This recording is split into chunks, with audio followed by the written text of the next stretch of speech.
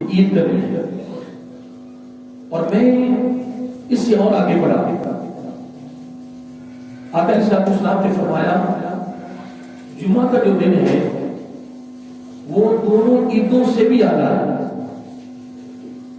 کتنی بدنصیبی ہے اور بدبختی ہے ان لوگوں کی کہ جمعہ المبارک کا دن ضائع کر رہے ہیں اور جمعہ المبارک کا دن پڑھتے نہیں ہیں۔ میں کہتا ہوں جمعہ پڑھنے آئے اللہ تعالیٰ کے گھر میں یہ بھی پڑھ رہا تھا کہ آقا علیہ السلام نے فرمایا اس کا مطلب یہ ہے کہ جب آدمی ایک جمعہ مبارک پڑھتا ہے تو پھر اگلا جمعہ مبارک پڑھتا ہے تو درمیان میں جتنے اس کے گناہ ہوتے ہیں سارے اللہ تعالیٰ معاف کرتے ہیں۔ یعنی اندازہ لگائیں کہ کتنی خوش نصیبی ہے اور کتنا مقدر ان لوگوں کا کہ جو جمعہ المبارک کو قیدگی سے پڑھتے ہیں، محبت میں پڑھتے ہیں۔ اور میں یہاں تک پڑھا ہے کہ آقا علیہ السلام نے فرمایا کہ جو عید کے دن یعنی غسل فرمائے، وضو کرے اور صاف ستھرے کپڑے پہنے، خوشبو لگائے، سر پہ امامت رکھے، یعنی پورا انتظام کر کے پوری تیاری کے ساتھ جب وہ جمعہ المبارک پڑھنے جاتا ہے تو گھر سے نکلتے ہی اللہ تعالیٰ اس کو معاف کر دیتا ہے۔ یعنی اس کا اہتمام، اس کی تیاری، اس کی کوشش، اس کی لگن، اس کی محبت، اس کا پیار، اس کا فکر اللہ تعالیٰ کو بہت ہی پسند ہے۔ دیکھیں نا جب آقا علیہ السلام نے فرما دیا کہ جمعہ المبارک کا دن دونوں عیدوں سے بھی اعلیٰ ہے اور عیدوں والے دن عیدگاہ کو جو راستہ جاتا ہے دونوں طرف نوری فرشتے کھڑے ہوتے ہیں اور وہ ہر آنے والے سے مسافہ کرتے ہیں۔ جس طرح ہم ہاتھ ملاتے ہیں اس طرح کیا کرتے ہیں؟ مسافہ کرتے ہیں گزرنے والے سے۔ یعنی اگر عیدوں کے دن عیدگاہ میں جانے والے راستے کے دونوں سائڈوں پہ اگر نوری فرشتے کھڑے ہوتے ہیں اور عیدگاہ میں جانے والے یا عید کی نماز پڑھنے والے جو لوگ جا رہے ہوتے ہیں اگر ان کے ساتھ فرشتے مسافہ کرتے ہیں تو جمعہ کا المبارک کا دن ان سے بھی اعلیٰ قرار دیا ہے۔ تو پھر اس کا مطلب ہوا کیا؟ جمعہ پڑھنے والے جو آتے ہیں ان کے ساتھ بھی پھر فرشتے مسافہ کرتے ہیں۔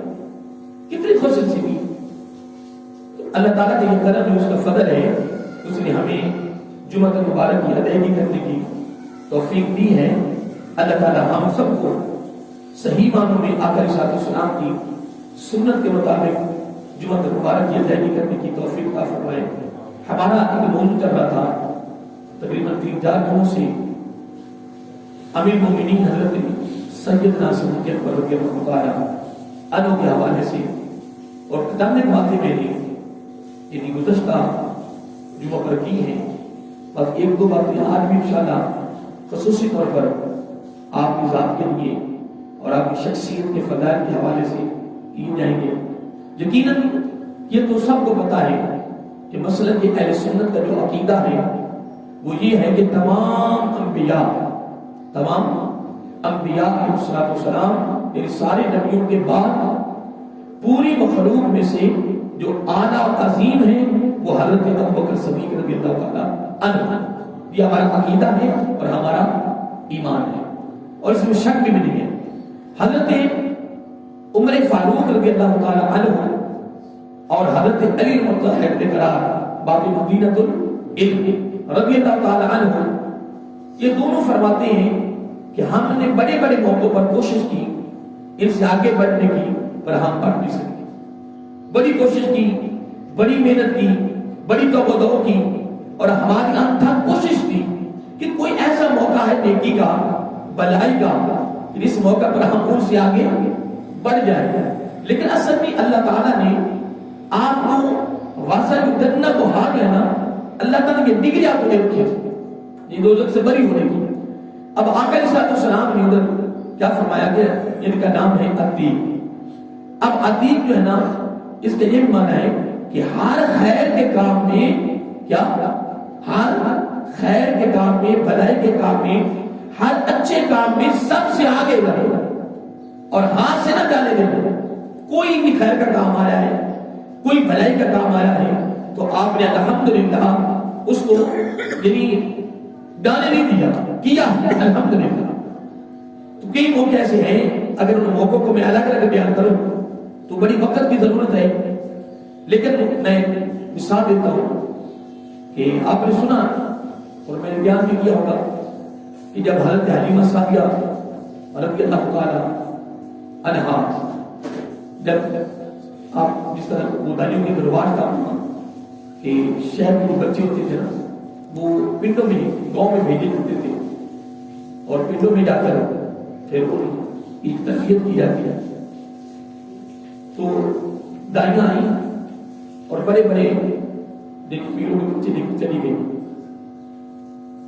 اور آپ کی تو اونٹنی تھی، وہ کمزور بھی تھی، لازم تھی، لیکن قربان جائیں کہ جب حلیمہ سعدیہ رضی اللہ تعالی عنہا آئی تھی تو آپ کی اونٹنی، آپ کی سواری سب سے کمزور تھی اور لاگت بھی تھی، اور آپ سب سے پیچھے رہ گئے، اور پیچھے رہنے کا سبب یہی بنا تو وہ باقی دائیں جلدی آ گیا، اور جو بڑے بڑے امیروں کے بچے تھے وہ لے کر چلے دنیاوی لحاظ سے، لیکن اصل میں بات یہ بھی نہیں ہے، ان کی اونٹنی کا کمزور ہو رہنا، ان کا ہنستا چلنا، پیچھے رہ جانا، یہ ایک بہت بڑی حکمت تھی کہ آقا علیہ السلام اللہ تعالیٰ نے کسی کے سپرد ہونے ہی نہیں، سپرد ہونے دینا ہی نہیں تھا، کسی کو نہیں ملنا تھا، اور یہ ملنا بھی تھا تو حضرت حلیمہ سعدیہ رضی اللہ تعالیٰ عنہا کو یہ ملنا تھا۔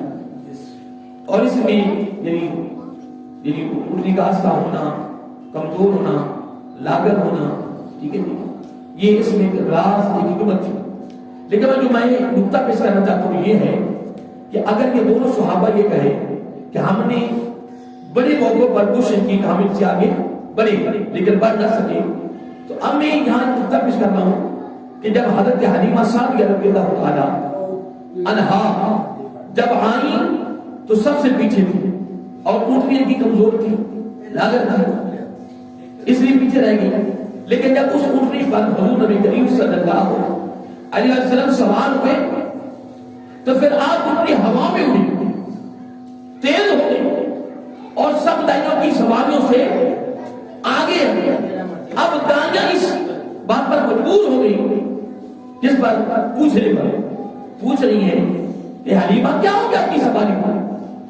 جب آپ ہمارے ساتھ آئی تھی تو سب سے پیچھے رہ گئے اور آپ کمزور تھی، آپ بھی مالی کمزور تھی تو آپ سب سے پیچھے رہ گئی، لیکن اب آپ کی سواری کو کیا ہوا ہے کہ آپ کی سواری سب سے آگے اور ہواؤں میں اڑتی جا رہی ہے۔ اصل میں بات یہ نہیں ہے، بات یہ ہے کہ جب آپ اونٹنی کو لے کر آ رہی تھی، اس پر آپ سوار تھی تو اس پر آپ سوار تھا، لیکن خدا کی عزت کی قسم جب اس اونٹنی پر میری اور آپ کی آقا سب سوار ہوئے تو پھر وہ اونٹنی سب سے آگے، تو یہ پھر ماننا ہوگا، یہ نقطہ آپ نے دامن میں رکھ لیں کہ اگر حلیمہ سعدیہ رضی اللہ تعالی عنہا کی سواری پر آقا علیہ السلام کے سوار ہونے سے قبل وہ کمزور ہو، وہ لاغر ہو، چل نہیں سکتی ہو، سب سے پیچھے رہ جائے، لیکن جب آقا علیہ السلام سوار ہو جائیں تو وہ اونٹنی سب سے آگے ہو، تو پھر یہ نقطہ اپنے دامن میں رکھ لیں، اپنے دامن میں رکھ لیں۔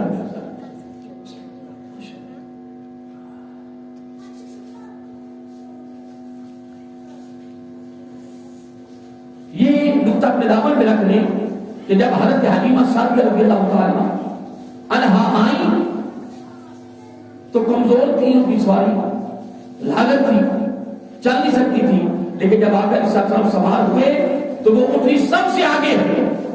اگر سواری پر تیرے اور میرے آقا علیہ السلام سوار ہو جائیں تو وہ سواری سب سے آگے نکل جائے گا، تو پھر یہ کہنا ہوگا کہ ہجرت کی راہ کیا، یہ نقطہ آپ ذہن میں رکھ دیں اور دل کی تختی پہ لکھ دیں کہ ہجرت کی راہ جب آقا علیہ السلام نے مکہ المکرمہ سے ہجرت کر کے مدینہ المنورہ تشریف لا رہے تھے، تو جب ہجرت کی راہ حضور نبی کریم صلی اللہ علیہ وسلم جب اس غار ثور کی طرف بڑھ رہے تھے تو اس وقت حضرت ابوبکر صدیق رضی اللہ تعالی عنہا نے عرض کیا کہ یا رسول اللہ صلی اللہ علیہ وآلہ وسلم آپ میرے اوپر سوار ہو جائیں تاکہ آپ کو کوئی تکلیف نہ پہنچے.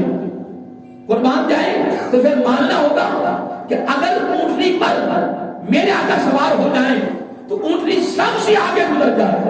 تو اگر حضرت ابوبکر صدیق رضی اللہ تعالی عنہ پر اگر میرا آقا سوار ہو جائے تو پھر یہ تسلیم کرنا ہوگا کہ اونٹنی بھی سب سے آگے اور حضرت ابوبکر صدیق بھی سب سے آگے. اور پھر الحمدللہ کوئی ایک موقع نہیں ہے، ہر کام میں، ہر فعل میں، ہر میرے آقا کی ادا میں، اللہ میرے آقا کے ہر حکم میں میرے آقا علیہ السلام کی یہ صحابی حضرت ابوبکر صدیق رضی اللہ تعالیٰ عنہ سب سے آگے بڑھ رہے ہیں، سب سے آگے. حضرت عمر فاروق رضی اللہ تعالیٰ عنہ اکثر کہا کرتے تھے کہ کاش میں حضرت ابوبکر صدیق رضی اللہ تعالیٰ عنہ کے سینے کا بار بنوں، اندازہ لگے. اور حضرت ابوبکر صدیق رضی اللہ اکثر یہ کہا کرتے کہ وہ ایک رات وہ ایک دن، یہ اکثر آپ فرمایا کرتے کہ وہ ایک رات اور وہ ایک دن میں عمر رضی اللہ تعالی عنہ میرے اور میرے سارے خاندان کی اعمال ایک طرف اور حضرت ابوبکر صدیق رضی اللہ تعالی عنہ کی ایک رات اور ایک دن وہ بھی اعلیٰ ہے. آپ فرمایا کرتے سارے اعمال وہ لے لے مجھے صرف ایک رات اور ایک دن کی فضیلت مجھے.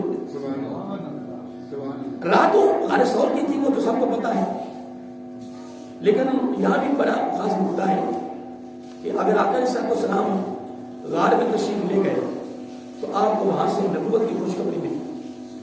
یہ نہیں ہے کہ آپ نبی اس کے بعد بنے ہیں، نبی آپ اس سے بھی پہلے تھے، لیکن خوشخبری ملنے کا سے مراد یہ ہے کہ آپ کو اللہ تعالیٰ نے حکم کیا کہ آپ اعلان نبوت فرمائیں.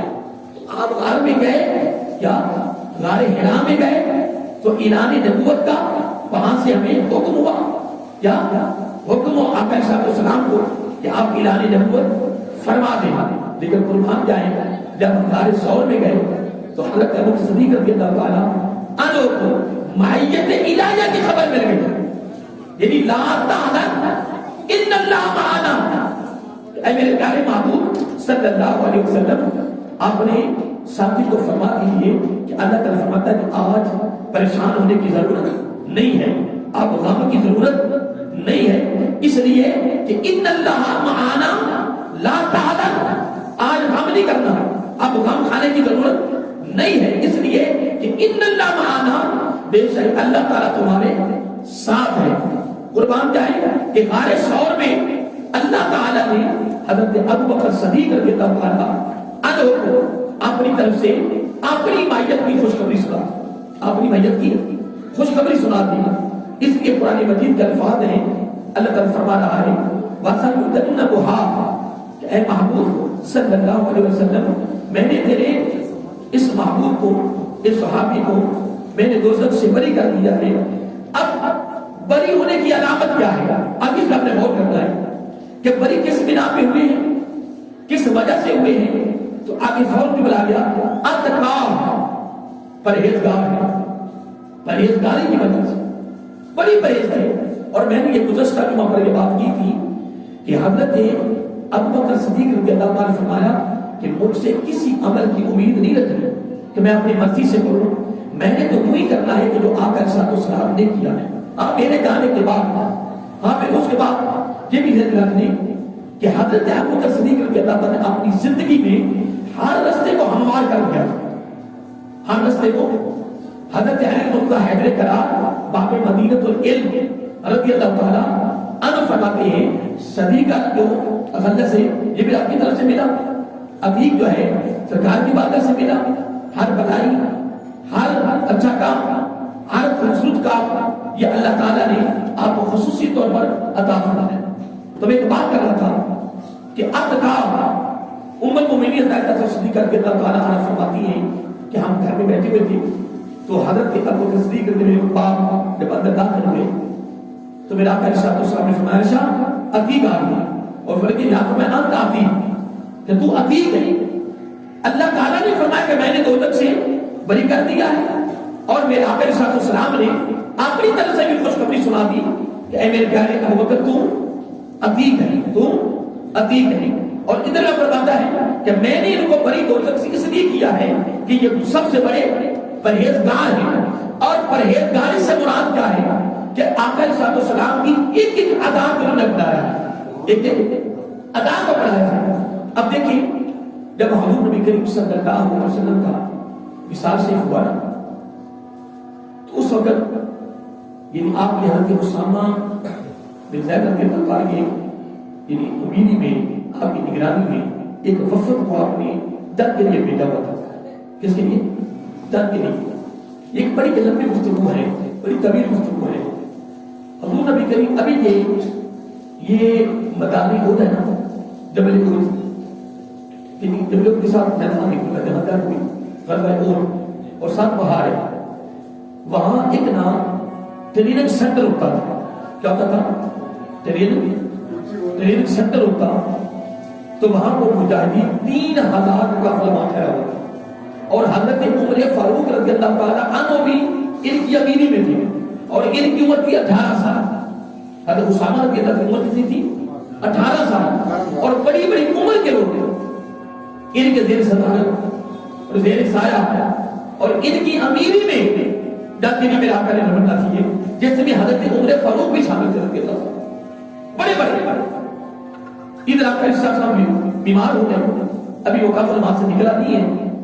تو آپ کا حضرت اسامہ کو پتہ چلا رضی اللہ عنہ، وہ واپس آئے تو حضور نبی کریم علیہ السلام اس وقت تھوڑی سی بیہوشی کے حالت میں تھے، شدید بخار تھا.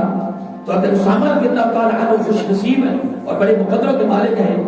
اور میں کہتا ہوں کہ اسامہ تجھے مبارک ہو کہ جب واپس آئے تو میرا آقا علیہ السلام بیہوشی کے حالت میں تھے. تو اسامہ رضی اللہ آتے ہی دونوں ہاتھ ایسے رکھے اور آقا نے اپنی پیشانی کا بوسہ پکڑا. کس نے؟ حضرت اسامہ رضی اللہ تعالیٰ نے. اور آپ کے دونوں لب میرے آقا علیہ السلام کی پیشانی مبارک کو رکھے. وہ صحابی کتنا خوش نصیب ہے کہ جس کے دونوں لب دونوں ہونٹ میرے آقا علیہ السلام کی پیشانی مبارک ماتھے مبارک کو لگے. کتنے مقدروں کے مالک ہیں. بعد کا بات کر رہا تھا کہ وصال شریف ہو گیا، تمام مجاہدین اپنے گھروں میں تھے، آپ کے سارے انتظامات ہو گئے. اب مہاجرین کی بھی منشا یہ تھی اور انصاری کی منشا یہ تھی کہ یہ قافلہ روانہ نہ ہو کیونکہ 3000 اس میں مجاہدین شامل ہیں. تو مختلف علاقوں میں لوگوں نے نبوت کے دعوے کر دیے، جس طرح مسلمہ بن کتاب نے دعویٰ کیا، اس طرح بڑے لوگ مرتد ہو گئے ہیں.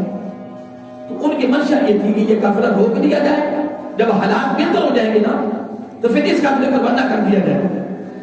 حضرت ابوبکر صدیق رضی اللہ تعالیٰ عنہ کے پاس یہ مختلف طرق سے یہ واقعہ ملتا ہے. انصاری، مہاجرین اور پھر پوری مجلس شورا بن کر آپ کی بارگاہ میں حاضر ہوئی اور عرض کرتی ہیں کہ اے امیر المومنین رضی اللہ تعالیٰ عنہ.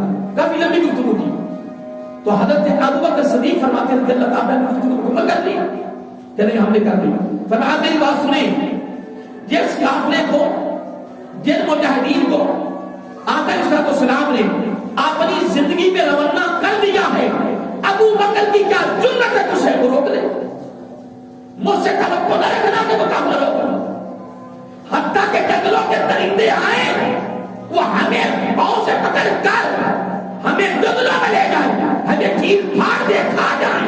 اور ایک ریت میں آقا علیہ السلام کی ازواج تک یہ متصل کا الفاظ ہے ان کو بھی لے جائیں، سارا کچھ ہو جائے، لیکن یہ قافلہ نہیں رک سکتا ہے، اس لیے کہ اس قافلے کو خود آقا علیہ السلام نے اپنی ظاہری زندگی میں روانہ کیا ہے. تو یاد رکھیں اس قافلے کی روانگی پر کامیابی ہے، اس قافلے کی روانگی پر فتح ہے، اس قافلے کی روانگی پر ہی ہمیں کامرانی ہے، اس کے روکنے میں ناکامی ہے. اس لیے میں قافلے کو نہیں روکوں گا. ساری مقامات ہو گئے.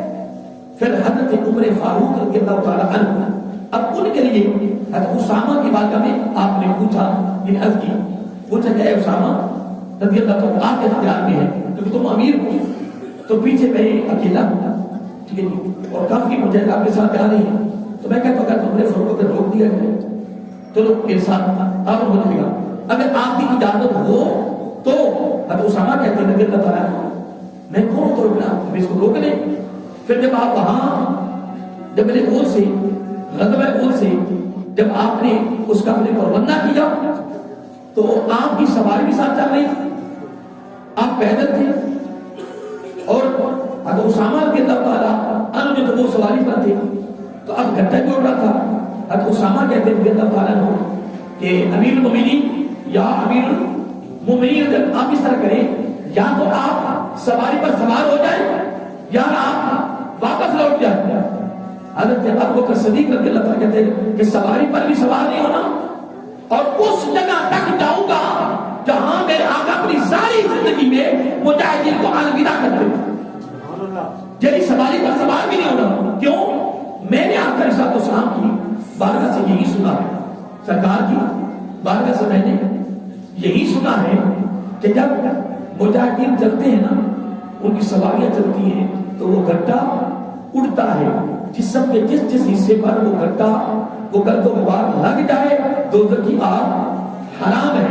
اندازہ لگائیں کہ حضرت ابوبکر صدیق رضی اللہ تعالیٰ کی کیا منشا اور کیا خواہش ہے. کہنے لگے یا اسامہ میں نے سوار بھی نہیں ہونا سواری پر اور میں نے واپس بھی نہیں لوٹنا اور اس جگہ اور اس مقام تک جہاں سے نبی پاک خود واپس ہٹتے تھے اور وہاں سے اپنے صحابہ کو مجاہدین کو الوداع کرتے وہاں تک میں نے اپنے آقا کی ادا کو ادا کرنا ہے. اور دوسری میں منشا یہ ہے کہ آپ مجاہدین کی سواریاں چل رہی ہیں, پاؤں لگ رہی ہیں, گھنٹہ اٹھ رہا ہے.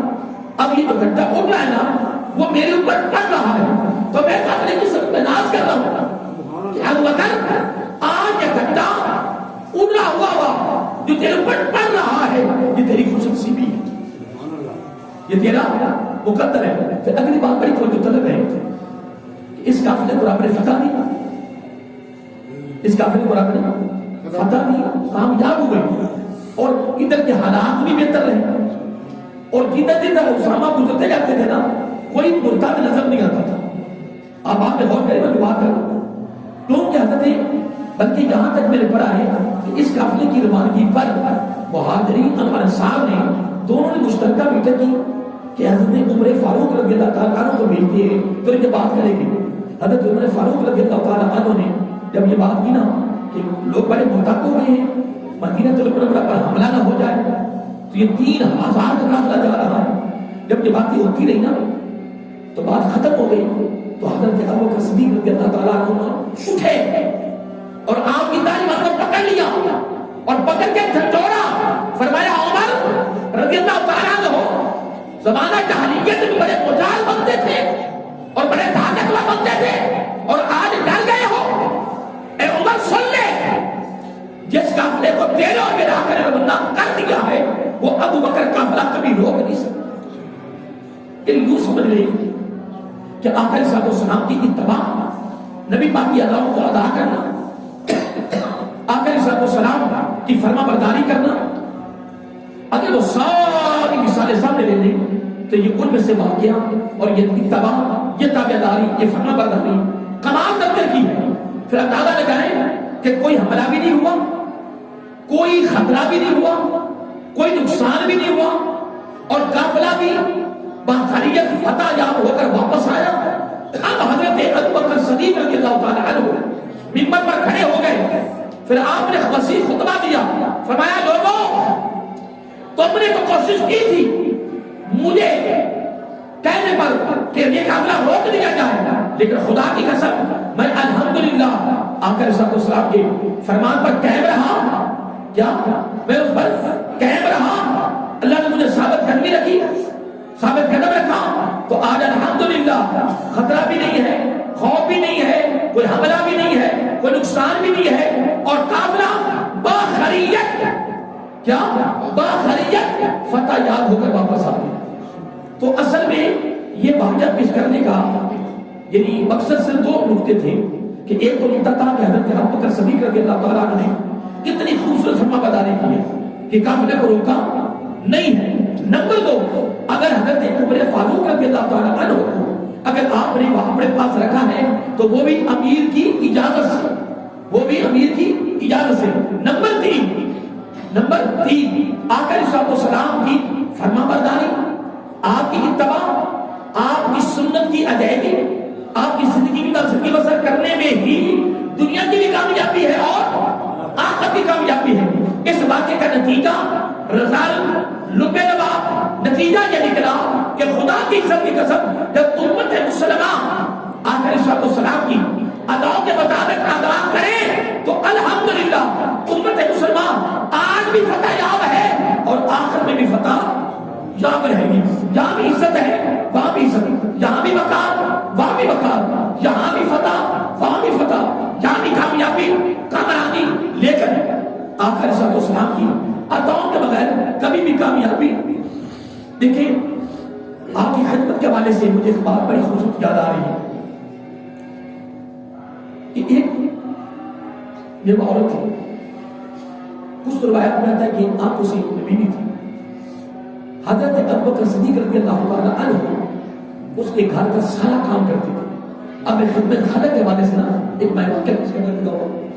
اس کے گھر کا سارا کام آپ خود کر کے آتے، جھاڑو دے کے آتے، برتن صاف کرتے، سارا کام جتنا بھی گھر کا کام تھا سارا خود کرتے۔ قربان جائے حضرت عمر فاروق رضی اللہ تعالیٰ کو پتہ چلا کہ فلاں عورت ہے تو اس کی جو گھر کی خدمت کو میں کروں۔ آپ نے فجر کی نماز پڑھ کے سکون کے ساتھ گئے تو سارا کام مکمل ہو چکا تھا۔ جھاڑو بھی کیا جھاڑو بھی دیے دیتے تھا، برتن دھو دیتے، پانی بھرا ہوا تھا، سارا کام۔ آپ نے کہا یار میں فجر کی نماز پڑھ کے آیا ہوں، اتنی کو جلدی آ گیا۔ پھر آپ اگلے دن فجر کی نماز پڑھتے ہی گئے، کیا فجر کی نماز پڑھتے وہاں پہنچے تو سارا کام ہو گیا۔ آپ نے ارادہ کیا میں فجر کی نماز سے پہلے جاتا ہوں، فجر کی نماز سے پہلے گئے تو پھر سارا کام ہو گیا۔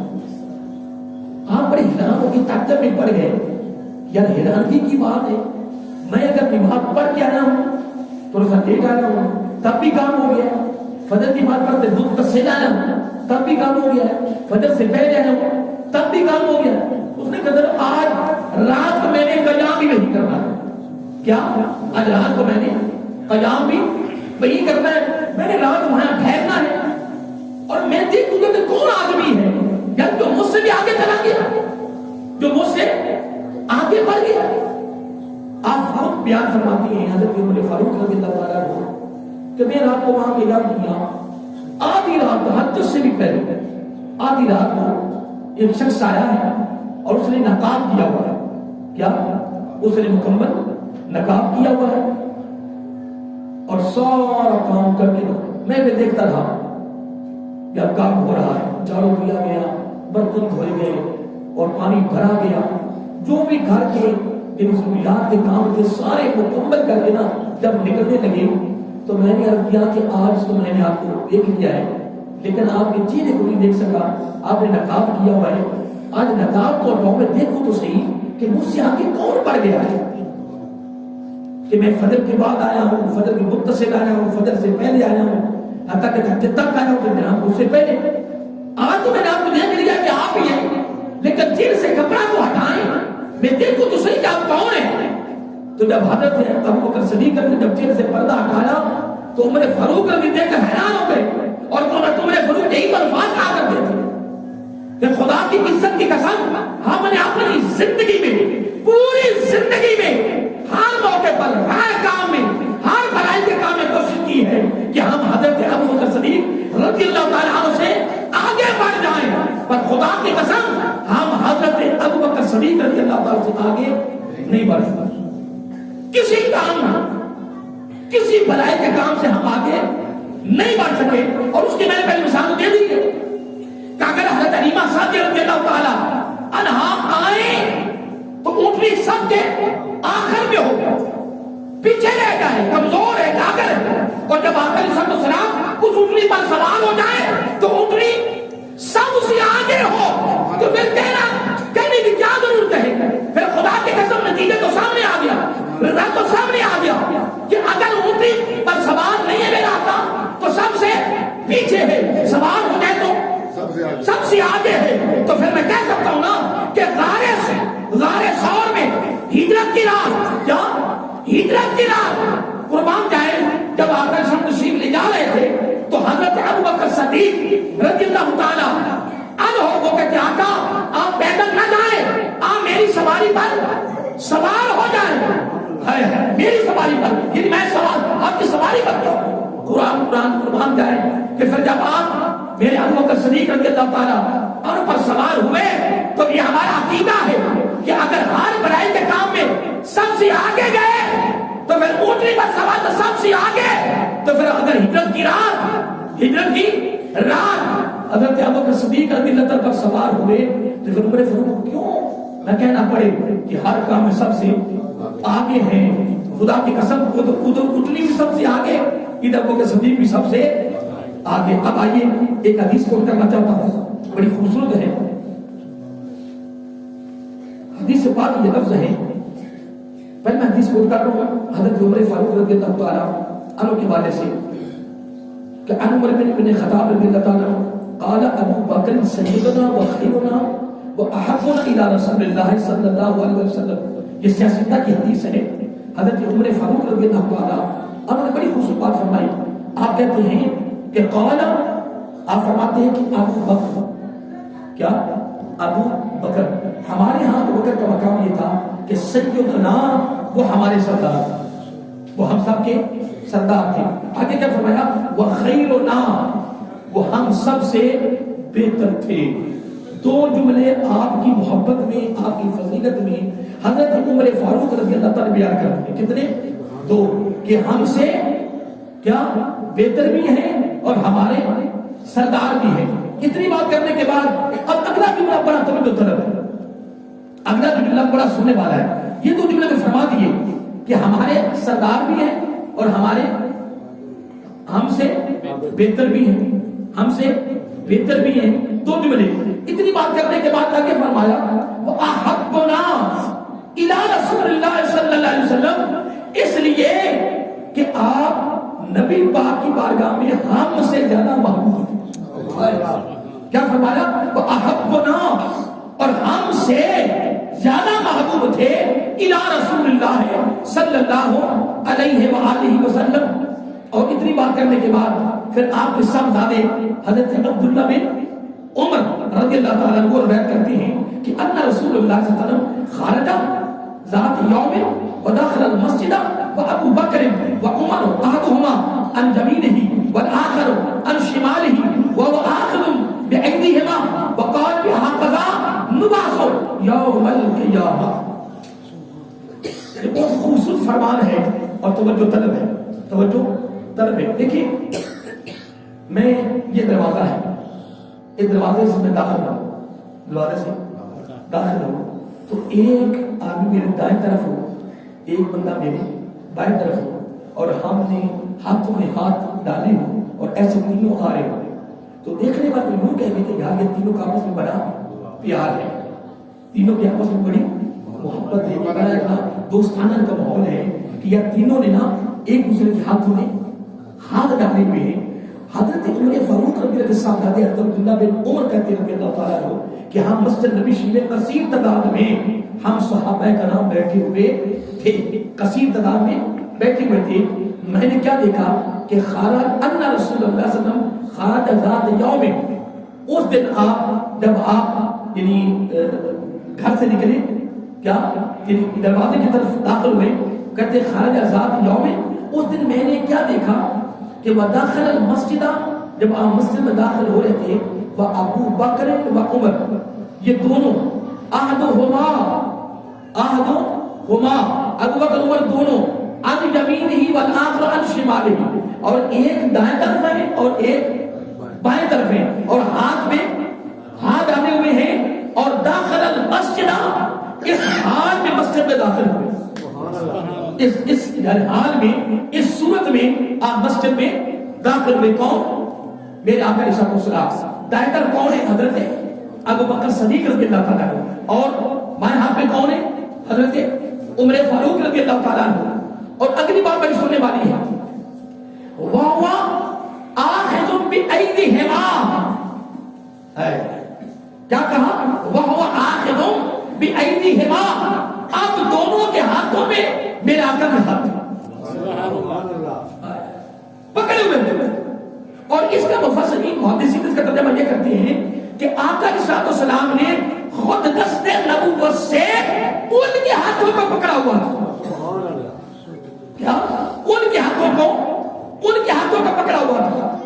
وہ آخذ بأیدیہما، میرے آقا علیہ الصلوۃ والسلام نے دونوں کے ہاتھوں کو ایسے پکڑا ہوا اور داخل ہو رہے ہیں. کہاں؟ بولی کون سی مسجد؟ مسجد نبی شریف میں داخل ہوئے.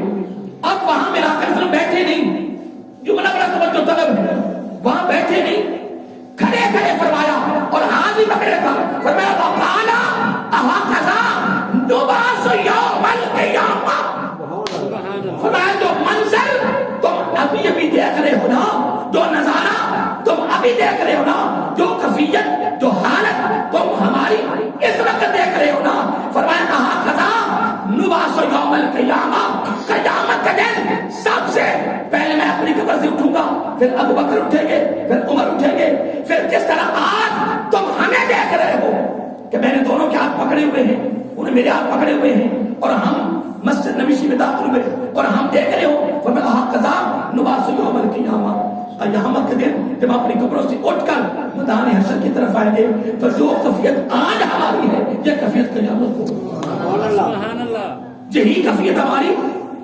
قیامت کے دن ہوگی. میں کہتا ہوں کہ اصل میں بات یہ نہیں ہے، بات یہ کہ اللہ تعالیٰ معاف کرے، من گھر میں رہتے نکال کر اگر آقا کی امت کہ نئی نسلوں کا یعنی عقیدہ تباہ کرنا اصل نقصان ہے، بہت بڑا نقصان ہے. اور آج اتنے بڑے اجتماع میں دربار عالی صفی آباد کی جامع مسجد میں میں آپ کو پیغام دے رہا ہوں کہ ہمارے پیغام ہے کہ ہم آقا کو کیا جواب دیں گے. یار یہ حدیث ہمیں بڑی سرل سا بیان کی، اس حدیث کا کوئی منکر نہیں ہو، یہ سیاستہ کی حدیث ہے، جامع ترمذی بھی ہے، صحیح مسلم شریف بھی ہے، ابن داؤد، یہ تمام اور یہ صحت کا جو درس نظامی میں 6 کتابیں پڑھائی جاتی ہیں، بخاری، مسلم، ترمذی، ابن ماجہ، ابو داؤد، نسائی، ان سے ہٹ کر جو حدیث کی اور سینکڑوں کتابیں ہیں، کثیر کتابوں میں یہ حدیث موجود ہے. اور حضرت عبداللہ بن عمر رضی اللہ عنہ اس کے راوی ہیں. میں کہتا ہوں لوگوں کے ذہن خراب نہ کرو، لوگوں کے عقیدے خراب نہ کرو، اور ان کو آل بیت سے جدا نہ کرو، آل بیت کو ان سے جدا نہ کرو. حضرت علی رضی اللہ تعالیٰ عنہ کو تینوں یاروں سے جدا نہ کرو اور تینوں یاروں کو حضرت علی سے جدا نہ کرو. خدا کی قسم وہ تو ان سے پیار کرتے تھے، علی ان سے اور وہ ان سے. ان کو جوڑا بھی میرے آقا نے، ملایا بھی میرے آقا نے. ان کی محبت، ان کا پیار، ان کا انس، ان کا تعلق سارا کس نے کروایا؟ میرے آقا نے صلی اللہ علیہ وسلم. تو پھر ہمارا عقیدہ ہے کہ جن کو میرے آقا نے ملایا ہے نا وہ ملے ہوئے تھے اور ملے ہوئے ہیں اور ملے رہیں گے. ہم تو اسی میں خوشی ہے، اسی میں خوش ہے اور خوشی ہے کہ الحمدللہ اللہ تعالیٰ نے ہمیں ایک ایسا راستہ دیا ہے، ایسی منزل دی ہے. خدا کی ذات کی قسم کہ ہم تو ہر کو سلام کرتے ہیں، کوئی بھی ہمارے یہاں کسی کی مخالفت نہیں ہے. باقی جو درجات ہیں، جو درجات ہیں منصب کے لحاظ سے سارے نبی منصب کے لحاظ سے برابر ہیں، لیکن الگ الگ ان کے فضیلت درجے ہیں. منصب کے لحاظ سے سارے صحابہ برابر ہیں، لیکن فضیلت کے وجہ سے الگ الگ درجے ہیں. جو ہجرت کر جائے مہاجرین ان کا درجہ الگ، جو انصار ان کا درجہ الگ، جو میدان بدر میں گئے ان کا درجہ الگ، عشرہ مبشرہ کا درجہ الگ، خلفائے راشدین کا درجہ الگ، آل بیت کا درجہ الگ، صحابہ کا درجہ الگ، میراث کا خیال کا درجہ الگ، اولیاء کا درجہ الگ، تابعین کا درجہ الگ، محدثین کا، مفسرین کا، مورخین کا الگ الگ درجات ہیں. اب وہ بھی انسان ہے، ہم بھی انسان ہیں. وہ بھی میرا آقا امتی تھے، ہم بھی امتی ہیں، لیکن ہمارے ان کے اندر فرق ہے. وہ صحابہ ہیں، ہم غیر صحابہ ہیں. انہیں میرا آقا کی چہرے کو تکا، میرا آقا کی زیارت کی ہے، ہم اس سے محروم ہیں. یہ درجات ہیں. لیکن دوستو یہی پیغام ہے آج کی گفتگو میں. کیا آج کی گفتگو میں یہی پیغام ہے اور یہی جو میں نے اس سے قبل تقریر کی ہے کہ حضرت ابوبکر صدیق رضی اللہ تعالیٰ عنہ نے اپنے عمل میں سے، اپنے فعل میں سے، اپنے کام میں سے، اپنی اداؤں میں سے، اپنی سیرت سے، اپنے کردار سے یہ ثابت کر دیا ہے کہ حضرت ابوبکر صدیق رضی اللہ تعالیٰ نے اپنی زندگی میں کوئی کام بھی نبی کے کام سے ہٹ کے نہیں کیا، اور اس قافلے کو میں نے بیان کیا ہے، اس سے بھی یہی ثابت ہوا کہ حضرت ابوبکر صدیق رضی اللہ تعالی نے یہ ثابت کر کے دکھا دیا کہ لوگوں قافلے کو میں نے روانہ کیا، کوئی مدینے کو خطرہ نہیں ہوا، کوئی کس نے حملہ نہیں کیا، کوئی نقصان نہیں ہوا، الحمدللہ مدینہ بھی صحیح سلامت رہا، اور جو 3000 قافلہ گیا جس کو نبی پاک نے ساری زندگی میں روانہ کیا، صحیح سلامت فتح بھی ہو گئی، مال غنیمت بھی آیا، باخریت واپس آئے، تو ثابت کیا حضرت ابوبکر صدیق کہ لوگوں کامیابی من مرضی بھی نہیں ہے، کامیابی نبی کی عطا۔ بس یہ کلیہ یاد کر لیں، یہ کلیہ یاد کر لیں، دنیا میں، موت میں، قبر میں، حشر میں اگر کامیابی ہے تو صرف آقا علیہ السلام کی عطاؤں کے اپنانے میں ہے، اس سے ہٹ کر اپنی مرضی پر۔ دیکھیں میں بڑی خوشی بات جو آخر میں کرنا چاہتا ہوں، بندے کی ایک منشا ہوتی ہے، بندے کی ایک تمنا ہے کہ زندگی میں جو بھی کام ہونا میری سوچ کے مطابق ہو۔ یہ بندے کی سوچ ہے، جس بات پر غور کرنا ہے۔ بندے کی ایک سوچ ہوتی ہے کہ زندگی میں جتنے بھی کام ہوں میری سوچ کے مطابق ہو، لیکن بزرگ فرماتے ہیں افسوس ہے، کیا افسوس ہے تیری سوچ پر، افسوس ہے تیرے خیالات پر، افسوس ہے، بزرگ فرما رہے ہیں، کہتے ہیں افسوس ہے کہ تیری چاہت یا تیری سوچ تو یہ ہے کہ زندگی میں جو کام بھی ہو میری سوچ کے مطابق ہو، لیکن کبھی یہ بھی دیکھا ہے کہ تیری اپنی سوچ بھی رب کی سوچ کے مطابق ہے؟ کیا تیری سوچ رب کی سوچ کے مطابق ہے؟ کیا مطلب؟ رب کی سوچ کے مطابق سے مراد یہ ہے کہ تو اس میں مر جا، مر جا، مر مٹ جا۔ کس پر؟ کہ باری تعالیٰ جو تو چاہتا ہے وہی میں چاہتا ہوں، ماں تعالیٰ جو تیری منشا ہے وہی میری منشا ہے۔ خدا کی قسم جو اس کام پہ لگ جاتا ہے وہ کبھی زندگی میں ناکام نہیں ہوا ہے۔ تو چند کی باتیں اور ہیں انشاءاللہ، ویسے تو یہ موضوع بہت وسیع ہے لیکن 2-4 باتیں اور کریں گے انشاءاللہ، پھر اس کے بعد انشاءاللہ اگر آپ موضوع جو نا وہ شروع کریں گے۔ دعا کریں کہ اللہ تعالیٰ مجھے بھی اور آپ کو بھی آقا علیہ السلام کے صحابہ کی زندگی کو سامنے لا کر اس کے مطابق زندگی بسر کرنے کی توفیق عطا فرمائے۔ دوستو بات یہ ہے کہ زندگی صرف 2 دن کی ہے، کل قریب ہم نے سلیبوں کے نیچے چلے جانا ہے، صرف چادریں تو 2 ہی ملنی ہے۔ اب ملک کو لوٹنے والے، ملک کو جناب کھانے والے کب سے لگے ہوئے ہیں، ٹھیک ہے نا؟ اسمبلی میں بیٹھنے والوں کو کیا پتا غریبوں کی بستیوں کے حالات کیسے ہیں، ان کو کیا پتا پنڈوں میں حالات لوگوں کے کیسے ہیں، ان کو کیا، جس کے پاس پیسہ ہے اسے پتا مہنگائی کیا ہے۔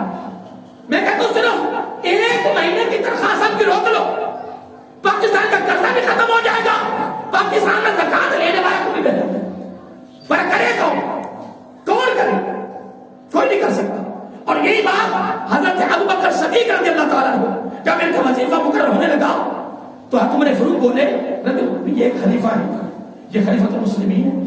آپ بولے کہ نہیں، میرا وظیفہ اتنا ہی مقرر ہوگا جتنا ایک مزدور کی کمائی پورے مہینے کی۔ میں کون خلیفۃ المسلمین ہوں، میں امیر المومنین بنا ہوں، لیکن یاد رکھ لو میں نے وظیفہ اتنا ہی لینا ہے جتنا ایک مزدور کی کمائی پورے مہینے کی ہے، پورے مہینے۔ تو تجھے کیا پتا؟ لیکن دوستو جتنا بھی کوئی لوٹ لے، جتنا وہ کما لے، آخر کار چادریں، بولیے چادریں 2 ہی ہیں، سلیبوں کے نیچے چلے جانا ہے۔ کسی نے تیرے ساتھ جانا ہے نہ کسی نے میرے ساتھ جانا ہے۔ یاد رکھیں اگر چراغ کے بغیر، تیل کے بغیر اگر چراغ نہیں جلتا تو پھر میرے آقا کی محبت کے بغیر دل بھی روشن نہیں ہے۔ اگر تو چاہتا میں دل بھی روشن ہو جائے، میرے اعمال بھی روشن ہو جائے، میری سیرت بھی روشن ہو جائے، میرا کردار بھی روشن ہو جائے، پھر دنیا میں بھی روشن رہو، قبر میں بھی روشن، آخر میں روشن، پھر ایک ہی اس کا رابطہ ہے، ایک ہی رضالت ہے، ایک ہی راستہ ہے، کیا؟ آقا کی محبت، آقا کی اداؤں کو اپنانا۔ تو حضرت ابوبکر صدیق رضی اللہ تعالیٰ نے خدا کی عزت کی قسم منا کر عمل کر کے اپنے عمل سے ثابت کیا ہے کہ ابوبکر صدیق رضی اللہ تعالیٰ کو زندگی میں کامیابی ملی ہے۔ بلکہ یاد رکھیں اس کے بعد تینوں یاروں کو جتنی فتوحات ملی ہے نا، جتنے راستے ہما، یہ سارے راستے ابو بکر نے اپنی زندگی میں ہموار کر دیا. یہ نقطہ لطیف اپنے ذہن میں بٹھا لو. جتنی فتوحات آپ کے بعد ہوئی ہے نا ان کی بنیادیں ابو بکر صدیق نے رکھ دی تھی. سارے راستوں کو ہموار کر کے آغاز کر دیا تھا. تمہیں فاروق خود کہتے ہیں کہ میری زندگی میں جتنی فتوحات ہوئی ہے یہ ساری کی ساری برکت ابو بکر صدیق رضی اللہ عنہ. اللہ تعالیٰ آپ کو بھی سلامت رکھے, اللہ خوش رکھے. دعا کر اللہ تعالیٰ ہمیں ان عظیم ہستیوں کی زندگی کے مطابق